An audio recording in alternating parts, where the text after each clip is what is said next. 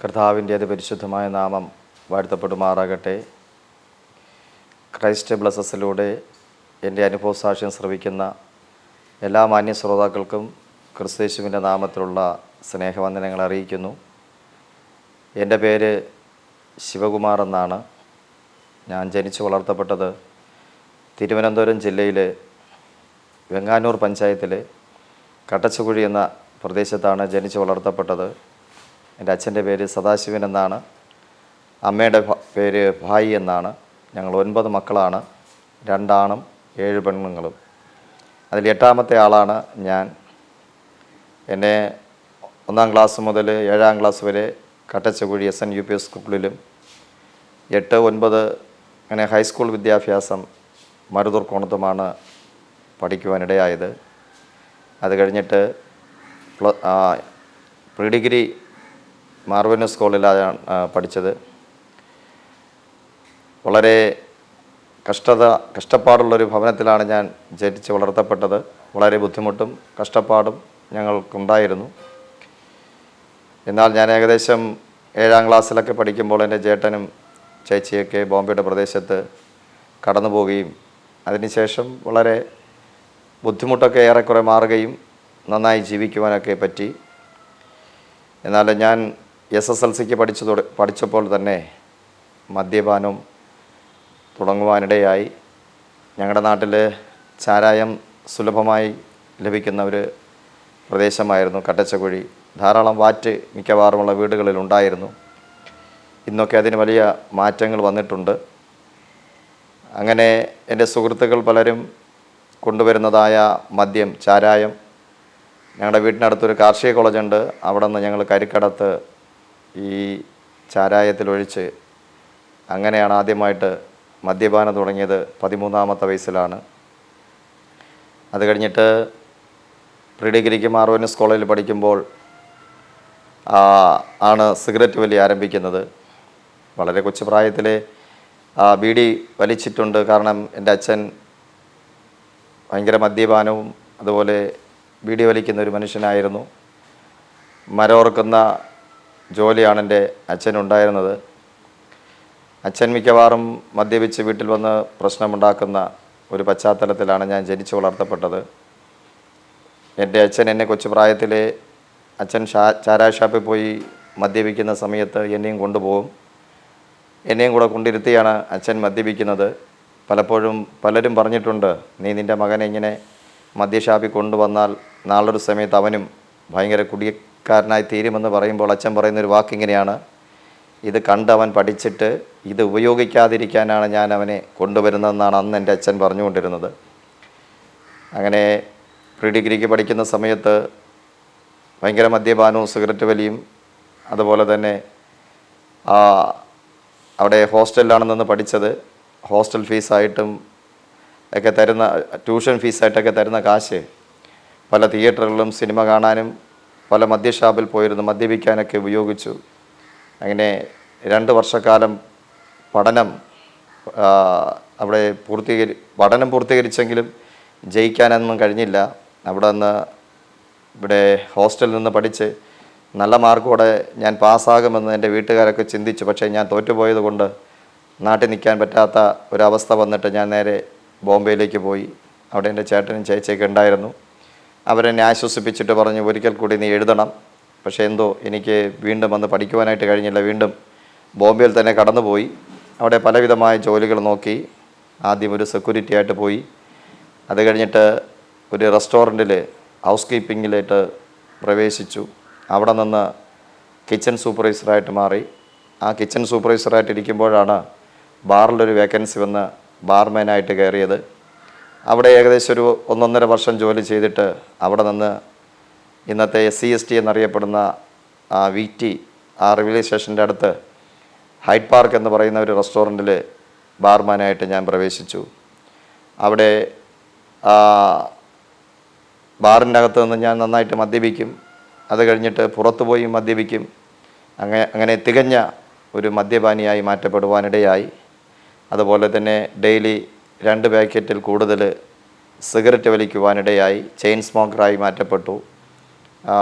Gold flake king size സിഗരറ്റാണ് daily വലിച്ചുകൊണ്ടിരുന്നത്.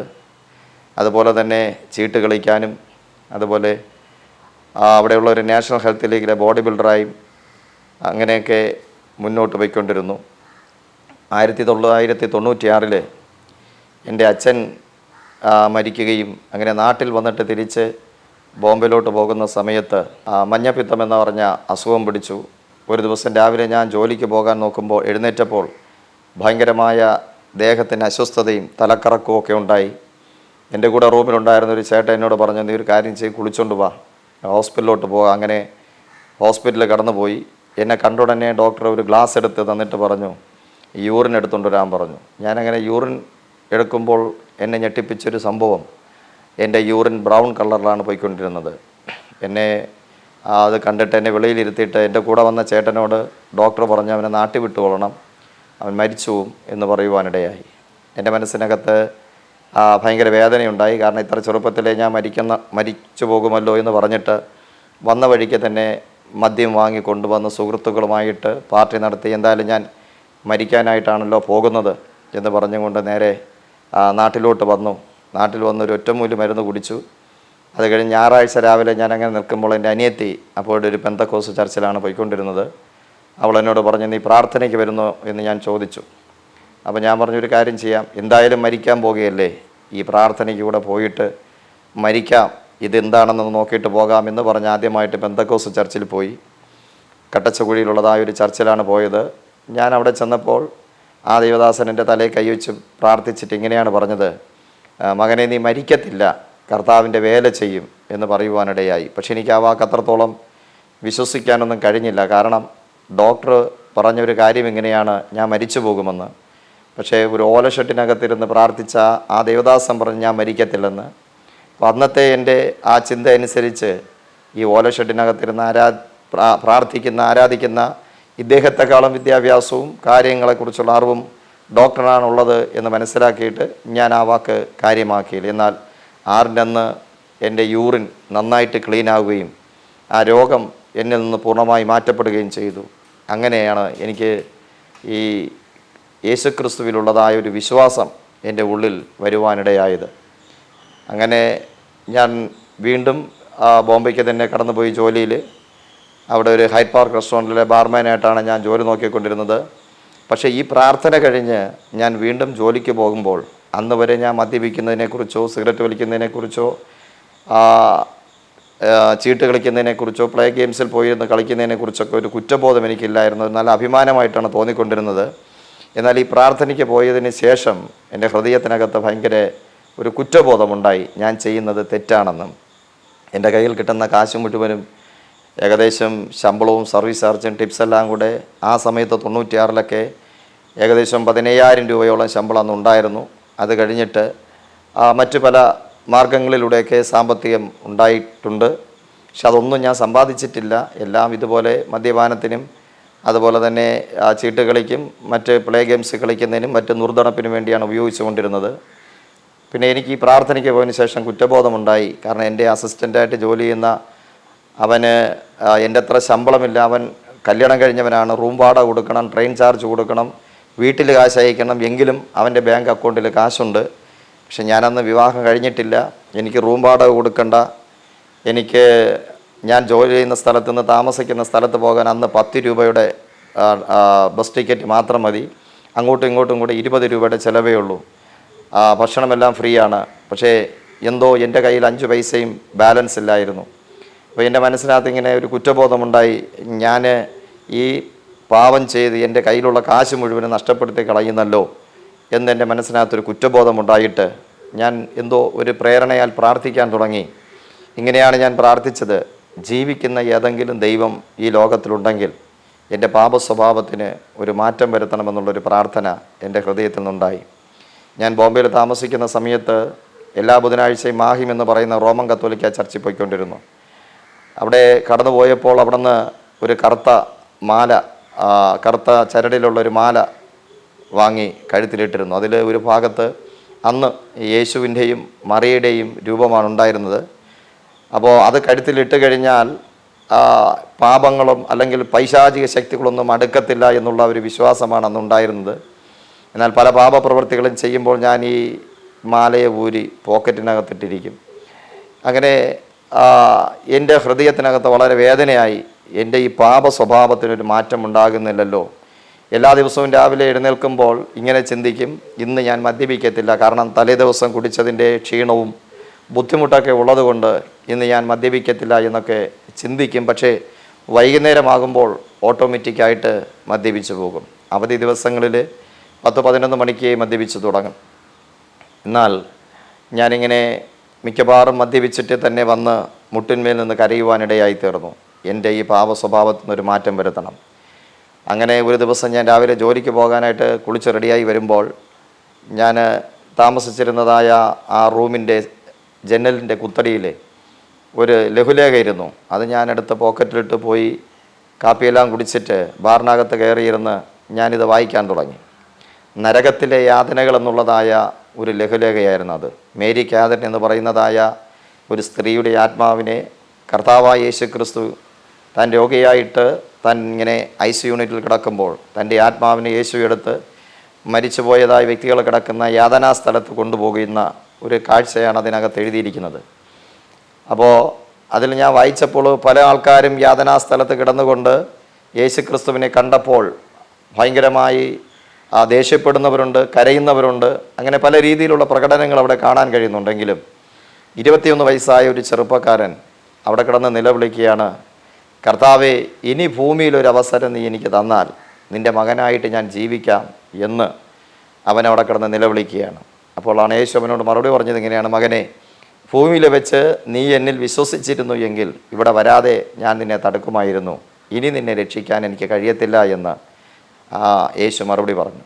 അപ്പോൾ Mary Catherine യേശുവിനോട് ചോദിച്ചു, എന്തുകൊണ്ടാണ് അവൻ ഇങ്ങനെ നിലവിളിക്കുന്നതെന്ന് ചോദിക്കുമ്പോൾ യേശു ക്രിസ്തു പറഞ്ഞത് ഇങ്ങനെയാണ്, 13 വയസ്സ് മുതൽ എൻ്റെ ദാസന്മാരെ ഇവൻ്റെ വീട്ടിൽ ഞാൻ പറഞ്ഞയച്ചു. എൻ്റെ വേല ചെയ്യണം, എന്നിൽ വിശ്വസിക്കണം, സ്നാനപ്പെടണം എന്നൊക്കെ പറയുമ്പോൾ ഇവൻ തിരസ്കരിച്ചിട്ടില്ല. നാളെ ആകട്ടെ, മറ്റന്നയാകട്ടെ, കുറച്ച് ദിവസം കൂടെ കഴിയട്ടെ, ഇങ്ങനെ പറഞ്ഞ് അവൻ്റെ സുഹൃത്തിൻ്റെ ഒരു ബർത്ത്ഡേ പാർട്ടിക്ക് പോയിട്ട് വരുന്ന സമയത്ത് ബൈക്ക് ആക്സിഡൻറ്റ് പറ്റി മരിച്ചാണ് അവൻ്റെ ആത്മാവിടെ വന്നത് എന്ന് പറയുവാനിടയായി. അത് കേട്ടപ്പോൾ എൻ്റെ മനസ്സിനകത്ത് ഉണ്ടായ ഏറ്റവും വലിയ പ്രത്യേകത, എനിക്കപ്പോൾ 20 വയസ്സ് കഴിഞ്ഞു, 21ാമത്തെ വയസ്സിലേക്ക് ഞാൻ പ്രവേശിച്ചു കൊണ്ടിരിക്കുന്നു. ഞാനും ഇതുപോലെ തലേ വർഷം 1996 ഒരു ബർത്ത്ഡേ പാർട്ടിക്ക് പോയി മദ്യപിച്ച് ചെറിയ അപകടങ്ങളൊക്കെ ഉണ്ടായി.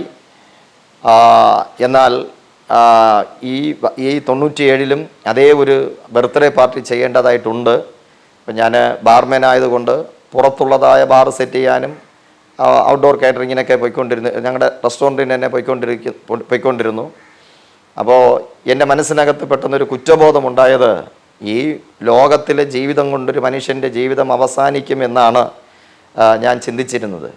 കാരണം ഞാൻ ഒരു ഹിന്ദു കുടുംബത്തിൽ ജനിച്ചു വളർത്തപ്പെട്ട ആളായിരുന്നു. എൻ്റെ അച്ഛൻ ഹിന്ദുവായിരുന്നു, ഞങ്ങൾ ഹിന്ദുപരമായിട്ട് ജീവിച്ചവരായിരുന്നു. അപ്പം മരണാനന്തരമുള്ള ഒരു ജീവിതത്തിലുള്ള ഒരു വിശ്വാസവും മരണാനന്തര ജീവിതം ഉണ്ടെന്നൊന്നും എനിക്കൊരു അറിവുമില്ലായിരുന്നു. ശബരിമലയ്ക്കും മറ്റ് ഹിന്ദുപരമായിട്ടുള്ള ആചാരാനുഷ്ഠാനങ്ങൾക്കൊക്കെ പോയിട്ടുണ്ട്.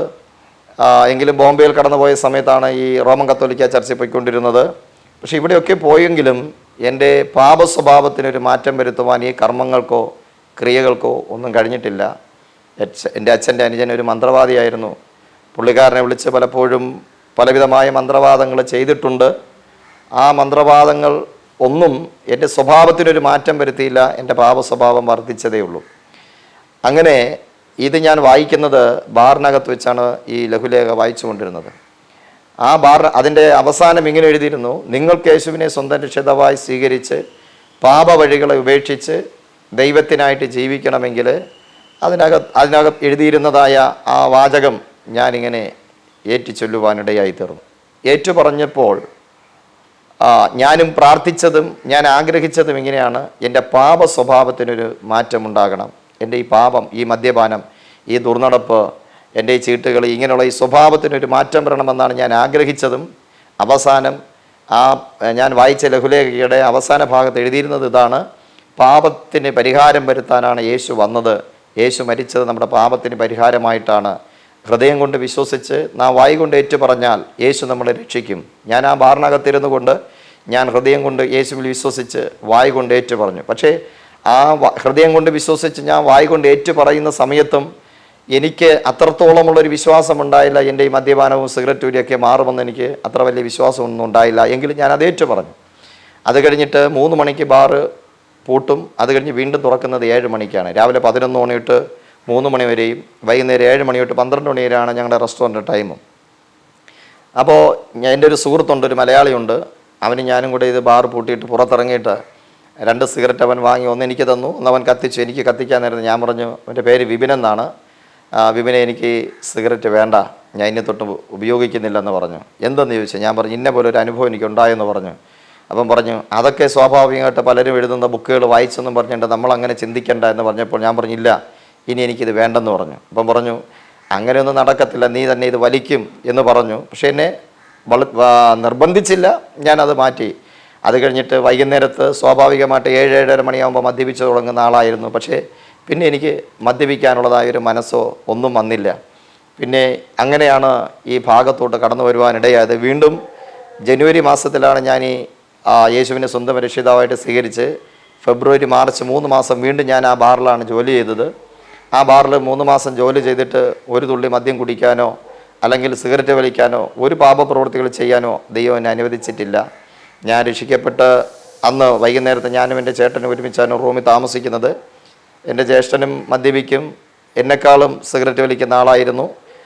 ഞങ്ങളുടെ റൂമിനകത്ത് മദ്യക്കുപ്പികളും സിഗരറ്റിൻ്റെ കുറ്റികളും അതുപോലെ തന്നെ തീപ്പെട്ടി കൊള്ളികളും ഇഷ്ടം പോലെ ഉണ്ടായിരുന്നു. ഞാൻ വന്നുടനെ എന്നെ അതെല്ലാം വൃത്തിയാക്കി തുടച്ച് ക്ലിയറാക്കിയിട്ട് ഞാൻ അവിടെ ബൈബിള് വെച്ച് വായിപ്പാൻ തുടങ്ങി. എൻ്റെ ഈ സമയത്ത് ഞാൻ എൻ്റെ ചേച്ചിയെ വിളിച്ചിട്ട് പറഞ്ഞു എനിക്കിങ്ങനെ ഒരു ബൈബിള് വേണം എന്ന് പറയുവാനിടയായി. അങ്ങനെ 3 മാസം കൊണ്ട് ബൈബിള് മൊത്തമായിട്ട് വായിച്ചിട്ട് അപ്പോൾ ബൈബിൾ ആ സമയത്ത് വായിക്കുന്ന സമയത്ത് ഓരോ വചനങ്ങളും എന്നോട് സംസാരിക്കുന്നതായിട്ടുള്ള ഒരു അനുഭവം എനിക്കുണ്ടായി. ഒരു ദിവസം ഞാൻ റെസ്റ്റോറൻറ്റിലുള്ള ഏറെക്കുറെ എല്ലാവരോടും ഈ സുവിശേഷം യേശുവിൻ്റെ രക്ഷയെക്കുറിച്ച് പറഞ്ഞു. 4-5 പേര് അങ്ങനെ വിശ്വാസത്തിന് അധീനരായി തീർന്നു. അവസാനം ആ റെസ്റ്റോറൻറ്റിനകത്ത് നിന്ന് എനിക്ക് ചെറിയ പ്രതികൂലങ്ങളുണ്ടായി. നീ ഇങ്ങനെ മദ്യ ഷാപ്പിനകത്ത് ബാർമാനായിട്ട് ജോലി ചെയ്തിട്ട് നീ എല്ലാവരോടും മദ്യപിക്കരുതെന്നും യേശുവിൽ വിശ്വസിക്കണമെന്നൊക്കെ പറയുന്നു. അപ്പം നീ മദ്യഷാപ്പിൽ നിന്നുകൊണ്ട് ഇങ്ങനെ സുവിശേഷം പറഞ്ഞാൽ അതെങ്ങനെ അംഗീകരിക്കാൻ പറ്റും എന്നവർ പറയുവാനിടയായി. ആ സമയത്താണ് എൻ്റെ അമ്മയ്ക്ക് സുഖമില്ലാതെ വീട്ടിൽ സുഖമില്ലാതാകുന്ന ഒരവസ്ഥയുണ്ടായി. ആ സമയത്ത് ഞാൻ റിസൈൻ ലെറ്റർ എഴുതി കൊടുത്തിട്ട് നേരെ ഇവിടെ നാട്ടിൽ വന്നു. അപ്പോൾ ഞാനൊരിക്കലൊരു രാവിലെ ഇങ്ങനെ ബൈബിൾ വായിച്ചു കൊണ്ടിരിക്കുന്ന സമയത്ത് അപ്പോസ്തല പ്രവൃത്തിയുടെ പുസ്തകത്തിൽ ഞാനിങ്ങനെ വായിച്ചുകൊണ്ടിരിക്കുമ്പോൾ ശൗലിനോട് ദൈവം പറഞ്ഞു, നീ എഴുന്നേറ്റ് പട്ടണത്തിൽ ചെല്ലുക, നീ ചെയ്യേണ്ടത് അവിടെ വെച്ച് ഞാൻ നിന്നോട് പറയുമെന്നുള്ള ആ വാക്യം ഞാനിങ്ങനെ വായിക്കുമ്പോൾ പെട്ടെന്ന് ഒരു വ്യക്തിയുടെ ശബ്ദമായിട്ട് എനിക്ക് അനുഭവപ്പെട്ടത് ഞാൻ അവിടെ നിന്ന് നേരെ നാട്ടിൽ വരണമെന്നാണ്.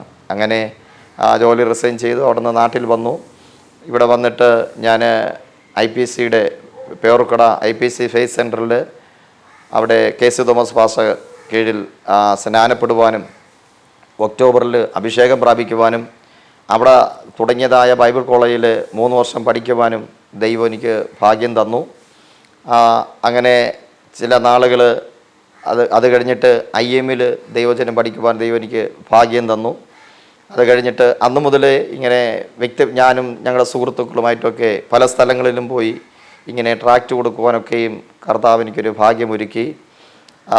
2005 കർത്താവിൻ്റെ കൃപയാൽ ഒരു ദൈവദാസൻ്റെ മകളെ വിവാഹം കഴിപ്പാൻ ദൈവം ഭാഗ്യം തന്നു. 11 വർഷക്കാലം മക്കളില്ലാത്ത ഒരവസ്ഥ ഉണ്ടായിരുന്നു. ഇതിൻ്റെ മധ്യത്തിൽ 3 പ്രാവശ്യം എൻ്റെ വൈഫ് പ്രഗ്നൻ്റായെങ്കിലും അബോർഷനാകുവാനിടയായി. എന്നാൽ 11ാമത്തെ വർഷം ദൈവം ഒരു തലമുറയെ തന്നു, ഒരു മകളെ തന്നു. അത് കഴിഞ്ഞിട്ട് വീണ്ടും ഒരു മകളെ ദൈവം തന്നു. അങ്ങനെ 2 പെൺമക്കളെ ദൈവം എനിക്ക് തന്നു. മൂത്ത ആൾ 8 വയസ്സാണ്, 2nd സ്റ്റാൻഡേർഡിൽ പഠിക്കുന്നുണ്ട്. ഇളയാൾക്ക് 3 വയസ്സായിട്ടുള്ളൂ.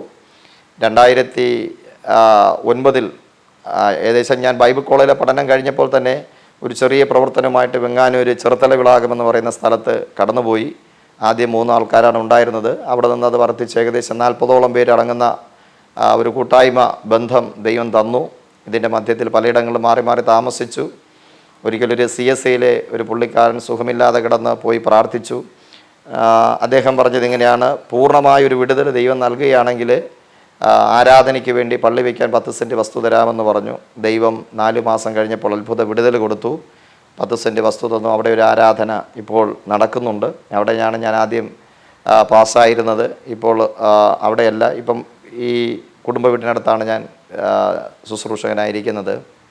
അങ്ങനെ 2009 റീമ ഗോസ്പൽ മിനിസ്ട്രി എന്ന ഒരു സുവിശേഷ സംഘടന രൂപീകരിക്കുകയും അത് രജിസ്ട്രേഷൻ ചെയ്യുകയും അന്ന് ഏകദേശം 10-12ഓളം സഹോദരന്മാരും ദൈവദാസന്മാരും കൂടി ആണ് ഇങ്ങനെ തുടങ്ങിയത്. കൂടുതലും പരസ്യങ്ങളും കൺവെൻഷനുകളും വൺ ഡേ മീറ്റിങ്ങുകളൊക്കെ നടത്തിക്കൊണ്ടിരിക്കുകയായിരുന്നു. ഇപ്പോൾ ഒരു 4-5 വർഷം കൊണ്ട് ദൈവകൃപയാൽ ഇപ്പോൾ ഏകദേശം 10-22ഓളം ദൈവദാസന്മാരും സഹോദരന്മാരുമുണ്ട്. ശക്തമായി പ്രവർത്തിപ്പാൻ എല്ലാ ഞായറാഴ്ചയും ഒരു 3 വർഷം കൊണ്ട് എല്ലാ ഞായറാഴ്ചയും പരസ്യവും നടത്തുന്നുണ്ട്. നേരത്തെ 2 പരസ്യയോഗമാണ് നടത്തിക്കൊണ്ടിരുന്നത്, ഇപ്പോൾ എന്നാൽ 1 പരസ്യയോഗമാണ് നടത്തുന്നത്. അതുപോലെ തന്നെ 2 പ്രാവശ്യം ഇടുക്കിയുടെ പ്രദേശത്ത് കടന്നുപോയി സുവിശേഷം അറിയിപ്പാൻ ദൈവം ഭാഗ്യമൊരുക്കി ടീമായിട്ട് ഏകദേശം 15ഓളം പേര് ഒരു ടെമ്പോ ട്രാവലർ വാടകയ്ക്കെടുത്ത് ഞങ്ങൾ തന്നെയാണ് പൈസ ഞങ്ങളുടെ കയ്യിലുള്ള കാശിട്ട് അതിൻ്റെ വാടകയും ഡീസലും ഞങ്ങളുടെ ചിലവുമെല്ലാം നടത്തിപ്പോയി. ഇവിടെ ഇടുക്കിയിൽ 2 പ്രാവശ്യം പോയപ്പോൾ അവിടുത്തെ IPC ചർച്ചിൻ്റെ ആഭിമുഖ്യത്തിലാണ് കടന്നുപോയത്. അവിടെ പോയി 2 ദിവസം പകല് 5-6 സ്ഥലങ്ങളിൽ പരസ്യം നടത്താനും വൈകുന്നേരം മുറ്റത്തെ കൺവെൻഷൻ എന്ന് പറഞ്ഞ് നടത്താനും ദൈവം ഭാഗ്യം ഒരുക്കി. അതുപോലെ 2 പ്രാവശ്യം വയനാട് കടന്നു പോകാൻ ദൈവം ഭാഗ്യം ഒരുക്കിയിട്ടുണ്ട്. 1 പ്രാവശ്യം നമ്മുടെ പാലക്കാടും കടന്നു പോകുവാനിടയായി. പിന്നെ വൺ ഡേ പ്രോഗ്രാമുകൾ കൃപയാൽ ധാരാളം നടത്തുന്നുണ്ട്. കഴിഞ്ഞ ശനിയാഴ്ചയും വിതുര കല്ലാർ ഭാഗങ്ങളിൽ 6ഓളം പരസ്യങ്ങളും ഒരു മുറ്റത്തെ കൺവെൻഷൻ നടത്തുവാൻ ദൈവം ഭാഗ്യമൊരുത്തി. ഈ ഓഗസ്റ്റ് 15-ാം തീയതിയും കാഞ്ഞിരംകുളം പ്രദേശം കേന്ദ്രമാക്കി ഇതേപോലെ പകൽ പരസ്യങ്ങൾ നടത്തുവാൻ കർത്താവിൽ ആഗ്രഹിക്കുന്നു. ധാരാളം കൺവെൻഷനുകളും നടത്തുവാൻ ദൈവം ഭാഗ്യമൊരുക്കി. കൃപയാൽ 7ഓളം പാട്ടുകാരും 9ഓളം പ്രസംഗകരും അതുപോലെ വാഹനം ഓടിക്കുന്ന ഡ്രൈവർമാരും സിസ്റ്റം ഓപ്പറേറ്റ് ചെയ്യുന്നവരൊക്കെ ടീമിലുണ്ട്. ഞങ്ങൾ തന്നെയാണ് ഇതിൻ്റെ സാമ്പത്തിക സ്രോതസ്സ് നാളെ വരെ കണ്ടെത്തിക്കൊണ്ടിരിക്കുന്നത്. അപ്പോൾ എന്നെ ഇത്രത്തോളം ഈ സുവിശേഷ വേല ചെയ്യാനായിട്ട് എന്നെ പ്രേരിപ്പിക്കുന്നൊരു ഘടകം, ഈ നരകമുണ്ട്, സ്വർഗമുണ്ട്, ഇതറിയാതെയാണ് ലോകത്തിലെ സകല ജാതികളും ജീവിക്കുന്നത്. അപ്പം ഈ നരകമെന്ന് പറയുന്നതിൻ്റെ ഭയാനത ഞാൻ ആ ലഘുലേഖ വായിച്ചപ്പോഴാണ് എനിക്ക് മനസ്സിലാക്കാൻ കഴിഞ്ഞത്. അന്നുവരെയും ഞാനും വിശ്വസിച്ചിരുന്നത് ഈ ലോക ജീവിതം കൊണ്ട് ഒരു മനുഷ്യൻ്റെ ജീവിതം അവസാനിക്കുന്നു, അതിനപ്പുറത്തൊരു ജീവിതമില്ല. അപ്പോൾ അതുകൊണ്ട് ഈ ലോകത്ത് ജീവിക്കുന്ന എത്രത്തോളം സുഖമായിട്ട് സുഖിച്ച് ജീവിക്കാൻ പറ്റുമോ അത്രത്തോളം സുഖിച്ച് ജീവിക്കുക എന്നാണ് ചിന്തിച്ചത്. പക്ഷേ ഇതിൻ്റെ അപ്പുറത്തൊരു നരകമുണ്ടെന്ന് കണ്ടപ്പോൾ അവിടെ പോകാതിരിപ്പാൻ മനുഷ്യനെ രക്ഷിക്കുന്ന ഒറ്റ മാർഗമേ ഉള്ളൂ, അത് സുവിശേഷത്തിൻ്റെ മാർഗമാണ്. പലരും ചോദിക്കുന്നൊരു ചോദ്യമാണ്, നിങ്ങൾ എന്തിന് ഇത്രയൊക്കെ നടത്തുന്നത്? എൻ്റെ പെൺമക്കളില്ലേ, നിങ്ങൾക്ക് സാമ്പത്തികം അവർക്ക് വേണ്ടി വിനിയോഗിച്ചുകൂടെ എന്നൊക്കെ അവർ പറയുമ്പോൾ എൻ്റെ ഉള്ളിൽ എൻ്റെ വിശ്വാസം എന്ന് പറയുന്നത് മക്കൾ ദൈവം തരുന്ന ദാനമാണ്.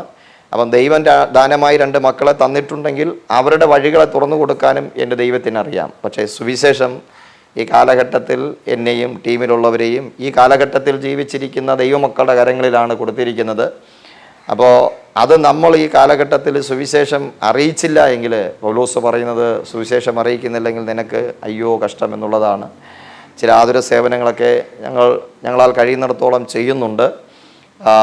ഇത്രത്തോളം ദൈവം നടത്തുന്ന വിധങ്ങളെ ഓർത്ത് ഞാൻ ദൈവത്തെ സ്തുതിക്കുന്നു. ഇപ്പോൾ ഏകദേശം ദൈവം ഒരു ഒമിനി വാനും 3000 വാട്ട് സിസ്റ്റവും ഞങ്ങൾക്ക് തന്നു. ഇപ്പോൾ ഒരു പുതിയ ദൈവദാസം വരുന്നുണ്ട്, അദ്ദേഹത്തിൻ്റെ കയ്യിലും ഒരു വാഹനവും ഏകദേശം 3000ഓളം വാട്ട്സുള്ള സിസ്റ്റമുണ്ട്. ഞങ്ങൾ കഴിഞ്ഞ മാസം ഒരു 3 ദിവസത്തെ കൺവെൻഷൻ ഞങ്ങളുടെ സിസ്റ്റം വെച്ച് നടത്തി, വളരെ അനുഗ്രഹമായിരുന്നു. ഈ മാസവും ഉണ്ട്. കർത്താവ് ഇങ്ങനെ നടത്തിക്കൊണ്ടിരിക്കുന്ന വിധങ്ങളെ ഓർത്ത് ഞാൻ ദൈവത്തെ സ്തുതിക്കുന്നു. നിരവധി പ്രതികൂലങ്ങൾ കർത്താവിൻ്റെ പേരുടെ മുഖത്ത് വന്നപ്പോൾ ഉണ്ടായിട്ടുണ്ട്. ചില രോഗങ്ങൾ 2 വർഷക്കാലം എൻ്റെ ഡിസ്ക് കംപ്ലൈൻ്റായിട്ട് നടന്നു. ചരിഞ്ഞാണ് നടന്നത്, ഒരു ചെറിയ ബൈക്ക് ആക്സിഡൻറ്റ് പറ്റി. അങ്ങനെ 2 വർഷം ചരിഞ്ഞാണ് നടന്നത്. എല്ലാവരും പറഞ്ഞു ഇനി ഒരിക്കലും ഇത് സൗഖ്യമാകത്തില്ല എന്ന് പറഞ്ഞു. ഞാനങ്ങനെ ദൈവത്തോട് എല്ലാ ദിവസവും പ്രാർത്ഥിക്കും. അങ്ങനെ ഒരു ദിവസം പ്രാർത്ഥിക്കുമ്പോൾ എൻ്റെ ഉള്ളിൽ ഒരു വചനം ഇങ്ങനെ ക്രിയേറ്റ് ചെയ്തു. യഗസ്കേലിനോട് ദൈവം ചോദിക്കുന്നത്, മനുഷ്യപുത്രായി അസ്ഥികൾ ജീവിക്കുമോ? അപ്പോൾ യഗസ്കേൽ പറയുകയാണ്, യഹോവയായ കർത്താവേ നീ സകലതും അറിയുന്നു. അങ്ങനെ അവനോട് പ്രസംഗിക്കാൻ പറഞ്ഞു. അവൻ പ്രസംഗിച്ചു. അസ്ഥിയോട് വന്നു ചേർന്നു. അപ്പോൾ ഈ വാക്യം എൻ്റെ ഉള്ളത്തിൽ വന്നപ്പോൾ എനിക്കൊരു കാര്യം മനസ്സിലായി, ദൈവത്തിന് അസാധ്യമായ കാര്യമൊന്നുമില്ല. അങ്ങനെ ഏകദേശം 1.5 വർഷക്കാലം പ്രാർത്ഥിച്ചു.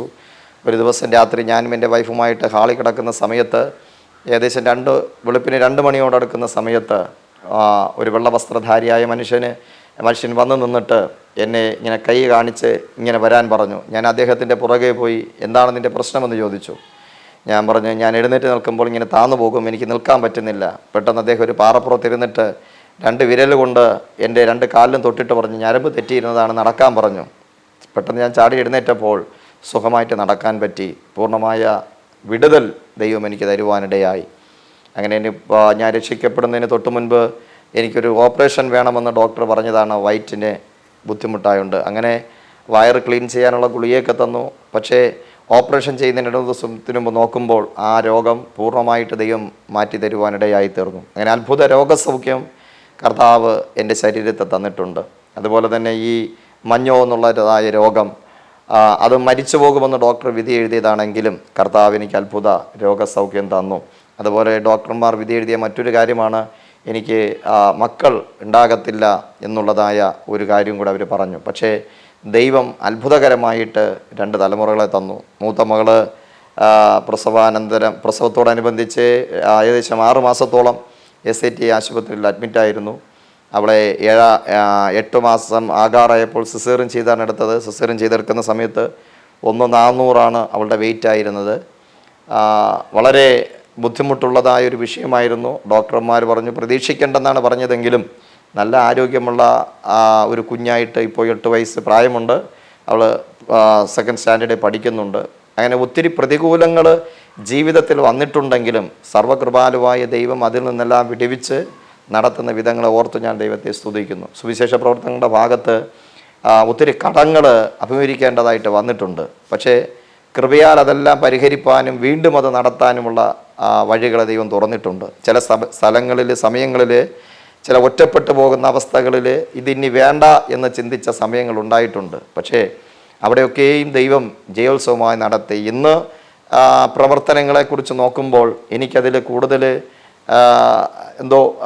എക്സ്പെൻസ് അല്ലെങ്കിൽ ജോലി ചെയ്യാനോ അല്ലെങ്കിൽ സാമ്പത്തികം ചിലവാക്കാനോ ഉള്ള ഒരിതിലല്ല. കാരണം നിൽക്കുന്ന എല്ലാവരും വളരെ ആത്മാർത്ഥമായിട്ട് എല്ലാ കാര്യങ്ങളിലും സഹകരിക്കുന്നുണ്ട്. ഞങ്ങൾ തന്നെയാണ് സിസ്റ്റം വയ്ക്കുന്നത്, ഞങ്ങൾ തന്നെയാണ് പാടുന്നത്, ഞങ്ങൾ തന്നെയാണ് പ്രസംഗിക്കുന്നത്. ഇത് കഴിഞ്ഞിട്ട് ഞങ്ങൾ തന്നെയാണ് ഇതെല്ലാം അഴിച്ചു പറക്കി കൊണ്ടുപോകുന്നത്. അങ്ങനെ ഞങ്ങളിങ്ങനെ ഈ ടീമുമായിട്ട് മുന്നോട്ട് പോയിക്കൊണ്ടിരിക്കുന്നു. കർത്താവ് അനുവദിക്കുകയാണെങ്കിൽ കേരളത്തിൻ്റെ എല്ലാ ജില്ലകളിലും കടന്നു പോകണമെന്നാണ് ഞാൻ ആഗ്രഹിക്കുന്നത്. അതിനുവേണ്ടി പ്രാർത്ഥിച്ചു കൊണ്ടിരിക്കുന്നു. കാരണം പൗലോസ് പറഞ്ഞൊരു വാക്കുമുണ്ട്, സുവിശേഷത്തിന് വേണ്ടി ദൈവം എനിക്കൊരു വാതിൽ തുറന്നിരിക്കുന്നു, എങ്കിലും എതിരാളികൾ പലരുണ്ടെന്ന്. അതുപോലെ സുവിശേഷ പ്രവർത്തനങ്ങൾക്ക് വേണ്ടി ശത്രു അന്നും ഇന്നും ശക്തമായിട്ട് പോരാടുന്നുണ്ട്. എൻ്റെ ഹൃദയത്തിലുള്ള ഒരു വിശ്വാസം ഇങ്ങനെയാണ്, കർത്താവാണ് വിളിച്ചത്, അവൻ അസാധ്യമായിട്ടൊന്നുമില്ല. യേശു ഇങ്ങനെയാണ് പറഞ്ഞത്, ഞാൻ പ്രവർത്തിക്കും, ആർ അത് തടുക്കുമെന്നാണ്. കർത്താവിൻ്റെ പ്രവർത്തനങ്ങളെ തടുക്കുവാൻ നാളിതുവരെ ആർക്കും കഴിഞ്ഞിട്ടില്ല, ഇനിയും കഴിയത്തില്ലെന്നാണ് എൻ്റെ വിശ്വാസം. അതുകൊണ്ട് കൃപയാൽ ഞങ്ങൾ ഈ സുവിശേഷ പ്രവർത്തനങ്ങളുമായിട്ട് മുന്നോട്ട് പോകുന്നു. റീമ ഗോസ്പൽ മിനിസ്ട്രിയുടെ കീഴിൽ 4ഓളം ചർച്ചുകളാണുള്ളത്. ഞങ്ങൾ ചർച്ചല്ല കൂടുതൽ ഇത് ചെയ്യുന്നത്, കൂടുതലും സുവിശേഷ പ്രവർത്തനങ്ങളാണ്. എല്ലാവരും ഞങ്ങളെ ഓർത്ത് പ്രാർത്ഥിക്കണം. ഈ ചാനലിൽ ഇപ്രകാരം എൻ്റെ അനുഭവ സാക്ഷ്യം പറയുവാൻ ഇടയാക്കിയതിനെ ഓർത്ത് ഞാൻ ദൈവത്തെ സ്തുതിക്കുന്നു. ദൈവം ധാരാളമായി നിങ്ങളെ അനുഗ്രഹിക്കട്ടെ. ഈ അനുഭവ സാക്ഷ്യം കേൾക്കുന്ന മാന്യ ദൈവദാസന്മാരോടും ദൈവമക്കളോടും എനിക്ക് പറയാനുള്ളത്, നമ്മളിപ്പോൾ ആയിരിക്കുന്ന സ്ഥലം അല്പം ബുദ്ധിമുട്ടും പ്രയാസങ്ങളും കഷ്ടതകളുമുള്ള ദേശമാണെങ്കിലും നമ്മൾ അതിനെ ഓർത്ത് ഭയപ്പെടേണ്ട കാര്യമില്ല. നമ്മൾ ദൈവസന്നിധിയിൽ വിശ്വസ്തരായി വിശ്വാസത്തോടു കൂടെ നിന്നാൽ നമ്മളെ മാനിക്കുവാൻ എൻ്റെ കർത്താവ് ശക്തനാണ്. കഴിഞ്ഞ ദിവസം ഞാൻ ചിന്തിച്ച ഒരു കാര്യം ഇങ്ങനെയാണ്, 2009 റീമ ഗോസ്പൽ മിനിസ്ട്രി രജിസ്ട്രേഷൻ ചെയ്ത് തുടങ്ങിയ പ്രവർത്തനം നാളിതുവരെ കുറഞ്ഞു പോകാൻ ദൈവം അനുവദിച്ചിട്ടില്ല. ഓരോ ദിവസം കഴിയും തോറും ദൈവം അതിനെ വളർത്തിക്കൊണ്ടിരിക്കുന്നതിനെ ഓർത്ത് ഞാൻ ദൈവത്തെ സ്തുതിക്കുന്നു. യേശു നമ്മളോട് കൂടെയുണ്ട്. കർത്താവ് നമ്മെ എല്ലാവരെയും ധാരാളമായി അനുഗ്രഹിക്കുമാറാകട്ടെ. ആമേൻ.